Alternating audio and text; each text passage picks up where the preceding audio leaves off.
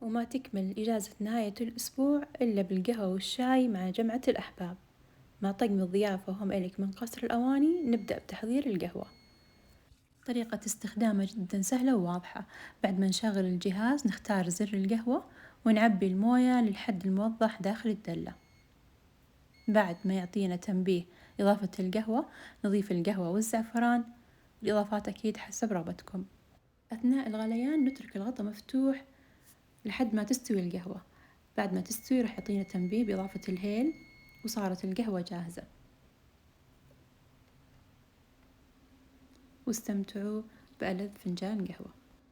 نبدأ بتحضير الشاي وبنفس الخطوات اللي سويناها مع القهوة. نختار زر الشاي ونعبي الموية للحد الموضح داخل الدلة. نضيف السكر بعد إشارة التنبيه، وبعدين الشاي والحبق. طبعا النكهات أكيد حسب رغبتكم.